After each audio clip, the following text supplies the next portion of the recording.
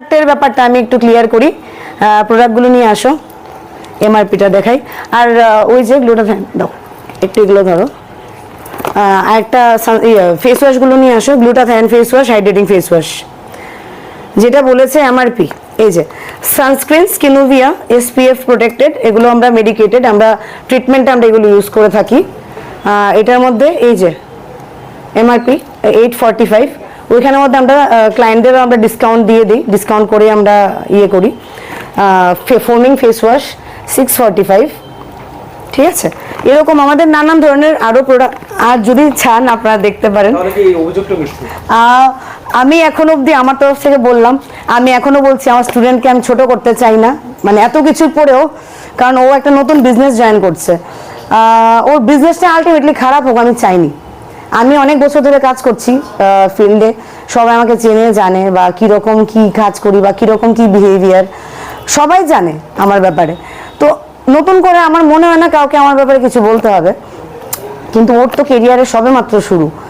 মানে খারাপ লাগছে এটাই যে ও শুধু এসব করে নিজের কেরিয়ারটাকে কেন যে ও এরকম করছে আমি বুঝতে পারছি না। এখনও চাই ও ভালোভাবে কাজ করুক, এখনও বলছি সবার সামনে সাক্ষী রেখে, এখনও যদি আসতে চায় যেরকমভাবে আগে ভালোবাসা দিয়ে শিখিয়েছি এখনও শেখাবো। পুলিশ স্টেশনেও বলে এসেছি, ওর হাজব্যান্ডকেও বলেছি, ওরা বলেছে ও শিখতে চায় না, ওর টাকা চায়। এবার বাকিরা আপনারাই বুঝুন। প্রথম থেকে পুলিশ আমার ফোন করছে কালকে, আমি তাই জিজ্ঞেস করছি না কেলিকা তাই আমার ডাকাইছে। আমি ঠিক আছে ম্যাডাম, আপনি কোন থানা থেকে করতেছেন? কইছে আমি পূর্ব থানা থেকে করতেছি। আমি কইছি কয় আপনি কালকে 11টার সময় আইবেন। আমি তো বুঝে লেছি যাবো যাক, কেলিকা ডাকছে না ডাকছে আমি তাই জিজ্ঞেসও করছি না। আজকে আইসি পরে আমার তো 3টা বাচ্চা আছে ঘরে, ঠিক আছে। আমি আজকে আইসি পরে ম্যাডাম আমার এটি তো লেট হয়ে গেছে গা, ঠিক আছে। তাই আমার ফোন করে প্রথম কইছে আপনি কই? আমি আমি জ্যামে আটকে গেছি। এরপরে একটু ধরেন আরো আধা ঘন্টা পরে ফোন করছে। আমি কইছি ম্যাডাম আমি আইতাছি আমার ঘরে 3টা বাচ্চা আছে, তাই আমার বেটকে পাচ্ছে হ্যাঁ এন করে উঠছে। আমি দেখেন আপনার আমরা বেটকে না, আমি আইতাছি রেখে দিছি। এরপরে আমি ঢুকছি পরে ঢুকে দেখছি উত্তরা না তার বাবা বইয়ে রয়েছে ভিতরে। এবার আমি ঢুকছি পরে, ঢুকনের পরে তাই আমার কি হয়েছে তখন আমি তাই লোক কথা তাই আমার লোক কোঅপারেটই করছে না। প্রথমে তাই আমরা যাইচ্ছাতে ব্যবহার করছে, ইভেন তাই লোক পর্যন্ত ব্যবহার করছে যাইচ্ছাতা তাই অন্যান্য সামনে।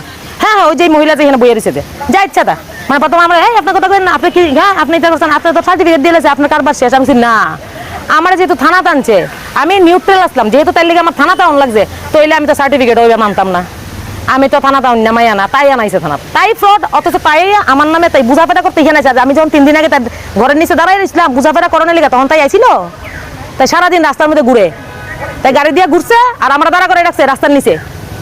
প্রত্যেকটা মানুষের কথা এমন করে। এখন আপনার বক্তব্য কি যে পয়সা নিয়ে আপনার কাজ শেখানো হয়েছে না? হ্যাঁ পয়সা নিয়ে কাজ শিখেছে না, এখন তাই না থানাতে কইতেছে আমি কাজ শিখাই দিব। আমি কিছু 4 মাসের লিগে ভর্তি হইছিলাম, এখন আমার 1 বছর পাইয়ে গেছে। আমি দোকান খুলে লাইতেছি, আমি অলরেডি কলকাতা গিয়ে আমি আমার কাজ শিখতে হয়ে পড়ছি, তাই এটা 13 পয়সা কথাটা বুঝাইতে পারছি।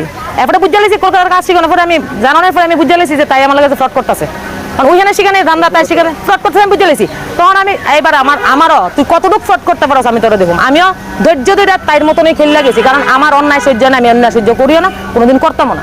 আর অনেক মেয়েরা আছে যারা তাই ফ্রডের শিকার হয়ে রয়েছে, আমি প্রমাণ চাইলে প্রমাণ আপনারা দিয়ে দিন।